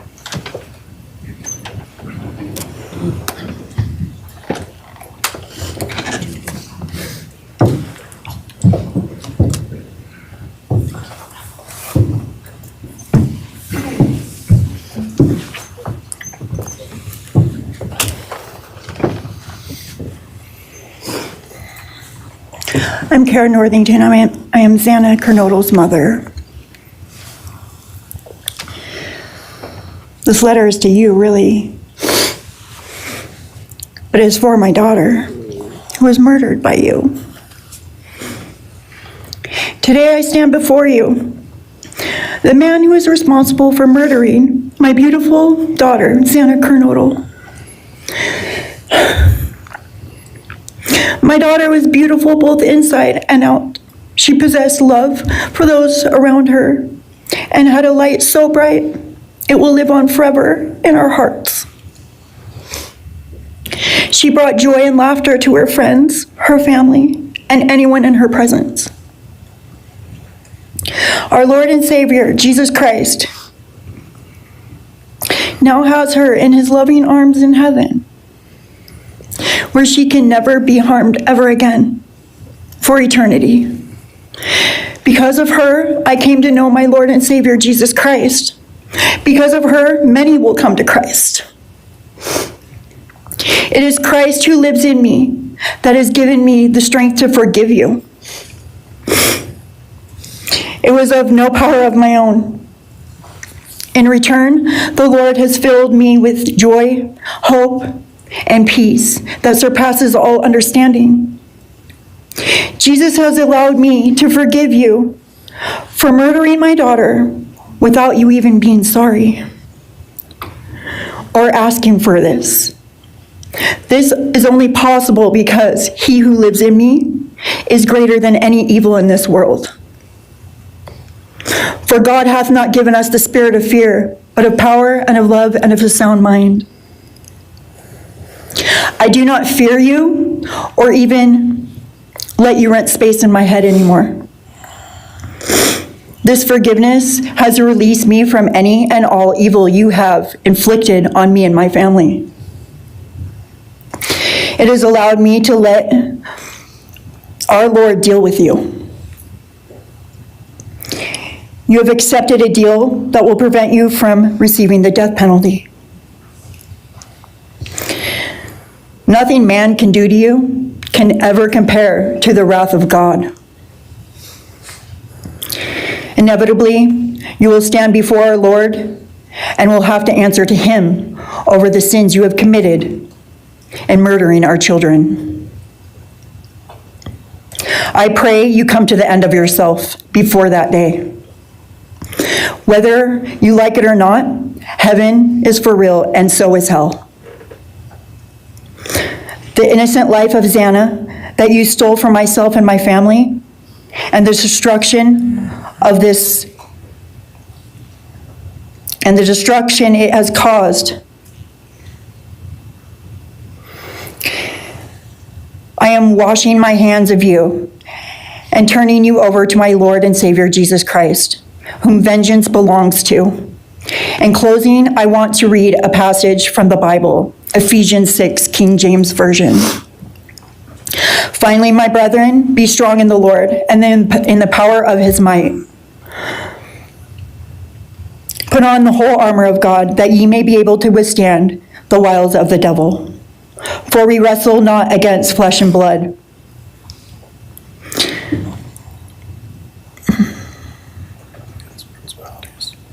For we wrestle not against flesh and blood, but against principalities, against powers, against the rulers of the darkness of this world, against spiritual wickedness in high places. Wherefore, take unto you the whole armor of God, that ye may be able to withstand in the evil day, that ye may be able to stand in the evil day.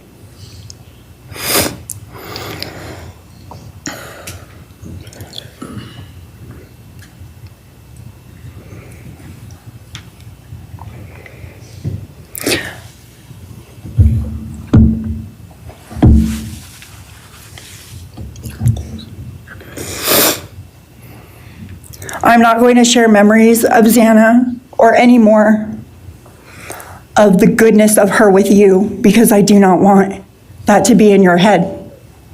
I don't want it to be in your head. You don't deserve that. You don't deserve our good memories that we have. I do pray for you. I pray that you come to the end of yourself. I pray that before this life is over, that you ask our Lord and Savior in your heart and to forgive you. I do pray for that. But after today, I wash my hands of you, and you are no longer a thing. Thank you. Thank you.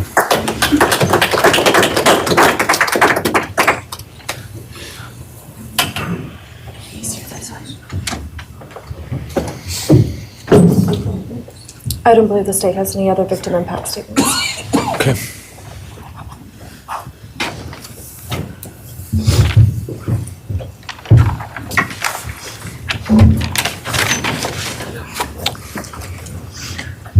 Right, state can argue.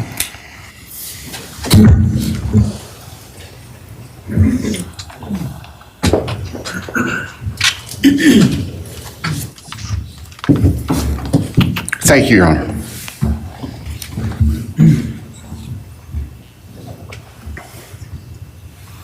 Just as a housekeeping matter to start, there will be the issue of restitution. That is, the documentation is being gathered, and we ask if the court would defer that for 30 days so we can present it in an orderly fashion and make sure it's comprehensive for everyone. Any objection to leaving restitution open in 60 days? All right. Thank you, Your Honor.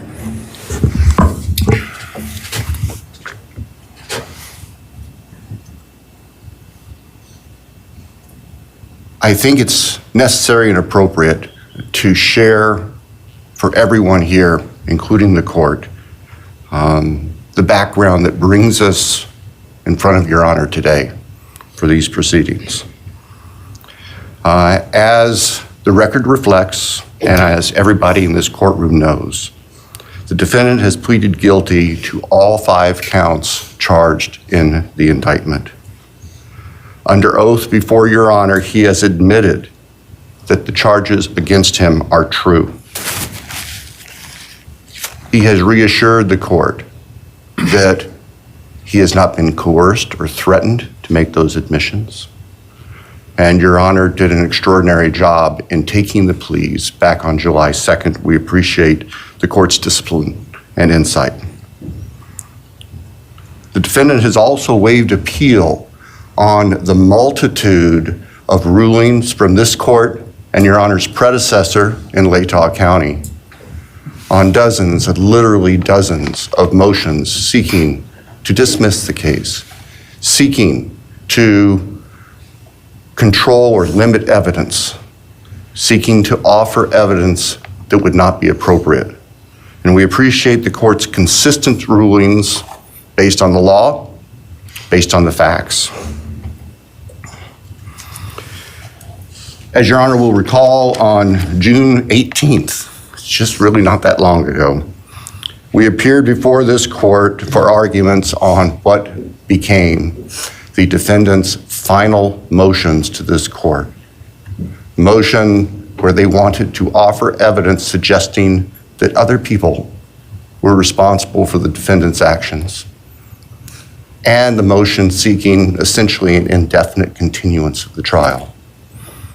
It was readily apparent to all of us in the courtroom from Your Honor's comments that those motions were not going to be granted.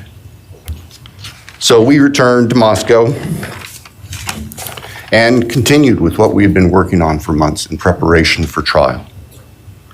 We had no qualms about going to trial if trial was what was necessary and appropriate. The following week after we were in court, we were approached by the defense with an inquiry about a possible plea. And I can tell the court this is the first suggestion ever that there was any consideration, because indeed, the defense had maintained from the beginning that Mr. Kohberger, the defendant, was factually innocent. It's clear that the reality of the evidence and the case that had been investigated and prepared and that we were ready to present in court became a reality. Our reaction, among other things, was to reach out to all the families. And in fact, later that week, on Thursday and Friday of that last week of June, we met with representatives by teams, virtual meetings, with representatives of all of the families. And we talked about the status of the case, and the upcoming trial and things that related to the trial. And we also let them know that there had been an inquiry about whether there might be an offer for a plea. And we asked the family members for their thoughts and feelings. And they were candid. And they have been candid since, and we respect that. And we understand, recognize, and acknowledge that there was a difference of opinion among representatives of the different families. We understand that. One of the challenges of this case, one of the unique things about this case is we have multiple victims, each unique unto themselves, their families and friends unique unto themselves, and all of them entitled to their opinions, all of them entitled to their thoughts. Over the following weekend, our prosecution team, very skilled attorneys who were personally as well as professionally deeply invested in this case, met. And we talked, and the decision was reached. Well, to start with, were there to be any sort of plea offer or discussion, there's only one possibility. And that would be for the defendant to plead guilty straight up to all charges. There would be no bargaining about counts. There would be no bargaining about reduced sentences. And so we made the proposal to the defense that if the defendant was willing to plead guilty up front to all 5 counts as charged and waive appeal of the court's myriad decisions during the past 2.5+ years on all of these motions that would have consumed years, if not decades, of time in the future. By the end of the weekend, we were notified the defendant was prepared to plead guilty as charged and factually acknowledge his responsibility in court for these horrible crimes. Obviously, those discussions and negotiations were confidential. And as Your Honor noted, I believe, that was necessarily so, because if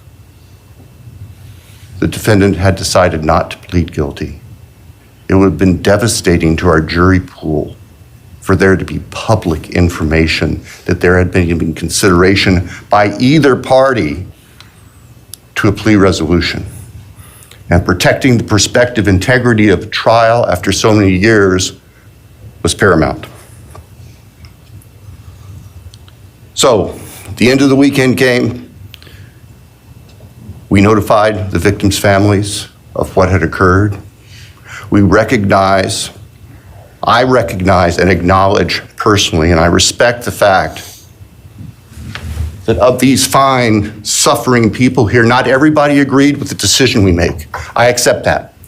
It's my responsibility in the end. I recognize that that's the duty of the office that I hold.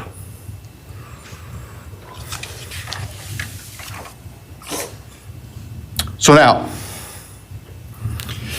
it is time for the judicial system to impose final judgment and close the door on this chapter of these tragedies. As the court is aware, by the agreement of the parties, it is the state's prayer. Perhaps have the Elmo police turned on.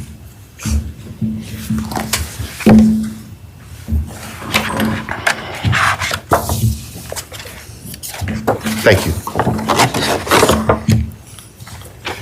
That on count 1, the felony burglary, that the court sentenced the defendant to the maximum period of 10 years fixed in the custody of the Idaho Department of Correction. Then on count 2,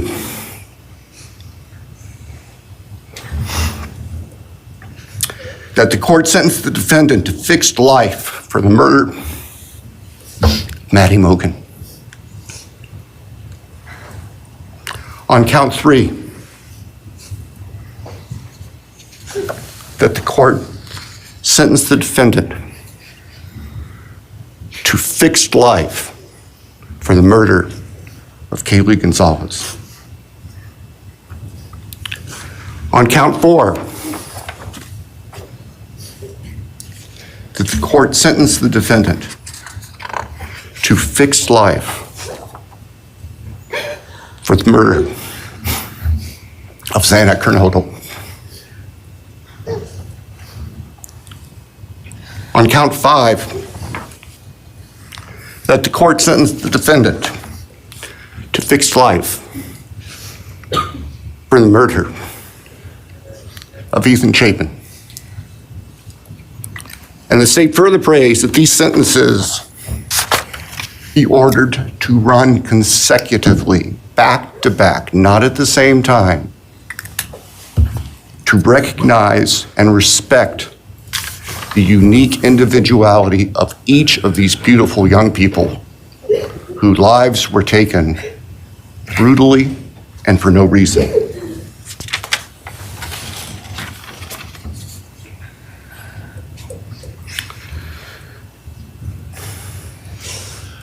And hopefully now, as we have heard earlier this morning, it is time to afford the families and the friends and the community and the state of Idaho and the nation and the world to move forward. We can't undo, and we can never undo, the horror of what occurred on the early morning hours of November 13th, 2022 at 1122 King Street in Moscow, Idaho. For a long time, the presiding district judge in Latah County was John Stegner, who eventually became a member and a justice of the Idaho Supreme Court. And Justice Stegner often observed that even God cannot change the past. But everyone in this room has the ability to take themselves forward.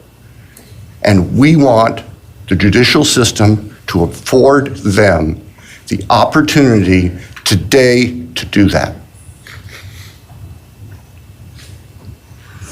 From today forward, our memories should be focused on these innocent victims whose lives were taken, on their families, on their friends, on the community.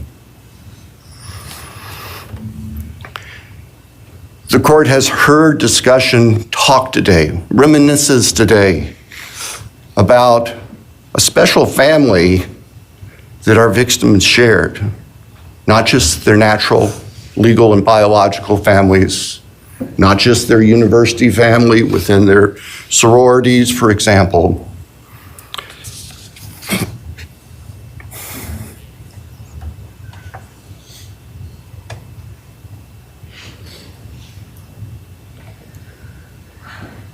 But this family. This is the picture taken on November 12th, 2022,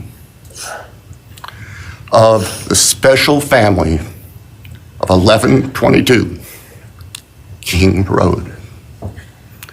And you can see all 6 of these dynamic, vibrant, loving, special, innocent faces taken together just across the street from their residence, and barely 12 hours before 4 of them would be brutally murdered in their sleep. They've been described consistently as being bright, caring, vivacious, with futures we can only imagine now. But they were, and they remain, a special family that I think we should all recognize and appreciate. So it's time to move forward. There have been a number of statements directed specifically at the defendant today. I have one last thought. After Your Honor imposes judgment and sentences the defendant to spend the rest of his life in prison, in other words, sentence the defendant to die in prison, he's going to stand up in the belly chains and the leg irons that he's wearing today, and he's going to be escorted into the custody of the Idaho Department of Correction. And the door will close behind him forever. That is the closure that we seek, that all of these people, these loving friends and family deserve, so that we can move forward. Thank you, Your Honor. Thank you.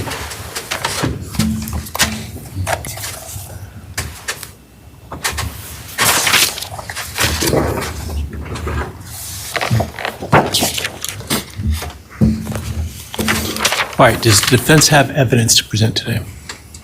No evidence. All right. Does defense wish to make argument today? Runner, we do not wish to make arguments. Mr. Kohberger, along with his legal team, is prepared for the court to enter judgment. All right, Mr. Kohberger, you have an opportunity to make a statement if you wish to. I take it you are declining. I respectfully decline. Well.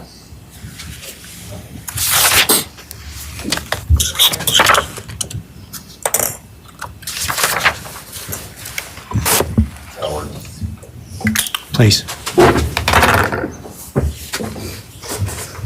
All right, let me start this morning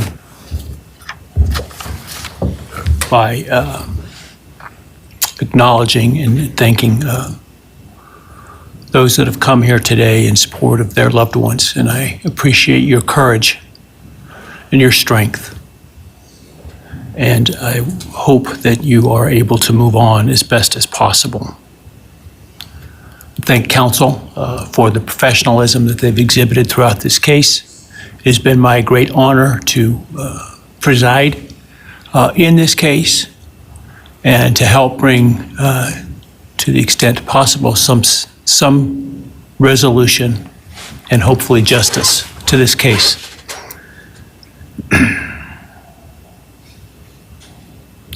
During the quiet morning hours of November 13, 2022, a faceless coward breached the tranquility of 6 beautiful young people and senselessly slaughtered them, 4 of them. Who committed this unspeakable evil was unknown for several weeks, but due to the killer's incompetence and outstanding police work by numerous local, state, and federal law enforcement agencies, the person that slithered through that sliding glass door at 1122 King Road now stands before the world and this court unmasked. This unfathomable and senseless act of evil has caused immeasurable pain and loss.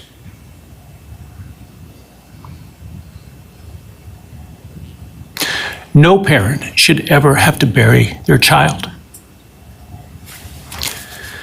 This is the greatest tragedy that can be inflicted upon a person. Parents who took their children to college in a truck filled with moving boxes had to bring them home in hearses lined with coffins. The loss this killer inflicted was not just the death of these people's children, siblings, grandchildren, as we've heard today. It has ripped a hole in their soul, destroying a special part of their very essence. Any person who is a parent defines themselves foremost as such.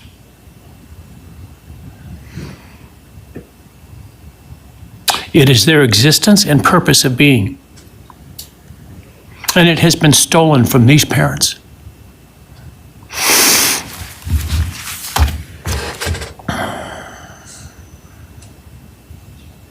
None of us have experienced the loss these victims have in the unspeakable way that they have. And therefore, none of us can, nor should we, question the way in which they have handled their loss. Whether that be in private mourning, removed as far as possible from this media circus, or in front of a camera demanding retribution with the loudest megaphone. I've listened intently to the stories and pain that have been shared today, with great awe at the courage and resilience of the surviving family members of those wonderful children. I've listened also to the surviving roommates, both in person and through their friends. And I can't think of how, frankly, courageous they have been despite the hell that they have faced by uncaring people who have come up with all kinds of crazy theories about two kids simply being kids. The parents, siblings, and other family members who have spoken today are designated as victims in our legal system. But going forward, I hope that they can shed that label, as it gives too much power to the evil that condemned them to that role. They are and should be known as survivors, fighters, and foremost as witnesses to the tremendous lives of value and unbounded promise of these four young people. But those speaking today and those who did not speak, but who carry this same burden, this same loss, now carry forward the memories of these now perpetually young people, these forever children. These survivors carry the responsibility of ensuring that the voices of these children, Maddie, Kaylee, Xana, and Ethan, are never forgotten, and the positive impacts that they have had on so many lives are never minimized, and that the love they shared, the light that they shined onto others is forever celebrated. As we sit here today, this case is ending, and we are now certain who committed these unspeakable acts of evil, but we don't know, and what we may never know is why. I share the desire expressed by others to understand the why. But upon reflection, it seems to me, and this is just my own opinion, that by continuing to focus on why, we continue to give Mr. Kohberger relevance. We give him agency and we give him power. The need to know what is inherently not understandable makes us dependent upon the defendant to provide us with a reason, and that gives him the spotlight, the attention, and the power he appears to crave. Yet even if I could force him to speak, which legally I cannot, how could anyone ever be assured that what he speaks is the truth? Do we really believe, after all of this, he's capable of speaking the truth or of giving up something of himself to help the very people whose lives he destroyed? Rather, I suspect the so-called reason would be dished out in enticing, self-serving, and aggrandizing, untruthful bits, leaving people wanting more information, more insight, and thus enhancing even further the power he seeks to hold. Even if we could get truthful insight into his why, I suspect it would not in any way quench one's thirst for actually understanding why in the first instance. Because there is no reason for these crimes that could approach anything resembling rationality. No conceivable reason could make any sense. And in the end, the more we struggle to seek explanation for the unexplainable, the more we try to extract a reason, the more power and control we give to him. In my view, the time has now come to end Mr. Kohberger's 15 minutes of fame. It's time that he be consigned to the ignominy and isolation of perpetual incarceration. I know there has been concern about him collaborating on books or movies or other media projects, and I truly hope that someone does not stoop to affording him this spotlight that he desires in the name of clicks, royalties, or profits. While criminal behavioralists should study him away from the spotlight in an attempt to prevent other would-be killers from acting on their worst impulses, There should be no need for that to spill over into the public eye. The great Idaho jurist Edward Lodge was known for trying to find something positive about every person he ever sentenced. And with over a half a century as a trial judge, that was a lot of people. This was often challenging, and I recall in one case he said that the best he could come up with was the defendant had good penmanship.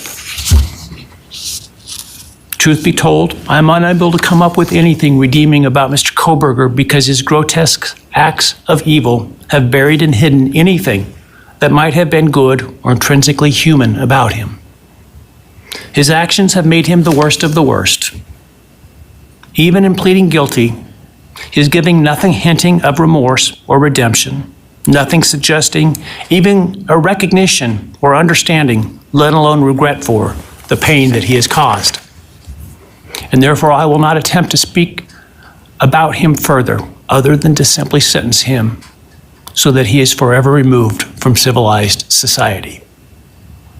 And accordingly, based upon his conduct and based upon the record before this court, recognizing the standards that govern this court's sentencing decisions as set forth in State v. Toohill, I hereby sentence Mr. Kohberger as follows. On count 1, burglary, 10 years fixed, 0 years indeterminate. I also impose a fine of $50,000. Count 2, first-degree murder of Madison Mogen. I sentence the defendant to a fixed term of life imprisonment without the possibility of parole, a fine of $50,000, and a civil penalty of $5,000 payable to the family of the victim. On count 3, for first-degree murder of Kaylee Goncalves, I sentence the defendant to a fixed term of life imprisonment without the possibility of parole, a fine of $50,000, and a civil penalty of $5,000 payable to the victim of the family, or to the family of the victim, pardon me. On count 4, for the first-degree murder of Xana Kernodle, I sentence the defendant to a fixed term of life imprisonment without the possibility of parole, a fine of $50,000, and a civil penalty of $5,000 payable to the family of the victim. On count 5, for the first-degree murder of Ethan Chapin, I sentence the defendant to a fixed term of life imprisonment without the possibility of parole, a fine of $50,000, and a civil penalty of $5,000 payable to the family of the victim. The sentences on counts 1, 2, 3, 4, and 5 shall run consecutively to one another. Restitution will be left open for 60 days. Defendant will be required to submit a DNA sample and a right thumbprint impression to the Department of Corrections and comply with the DNA Database Act.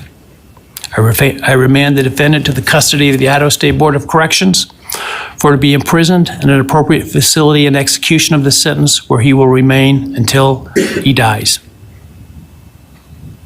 Though you've waived your right to appeal, you do have a right to file a notice of appeal, and any such appeal must be filed within 42 days of the date of the written judgment, which will be entered shortly hereafter. Though the appeal, you should be aware, may be deemed a violation of the plea agreement, and so I certainly suggest you discuss that with counsel if that is your desire. I ask the media and public present to allow the families to be escorted out first before they leave. Again, thank you to everyone for your stories today. I am strengthened by them, and I am encouraged by your humanity and strength, and God bless you. We're adjourned.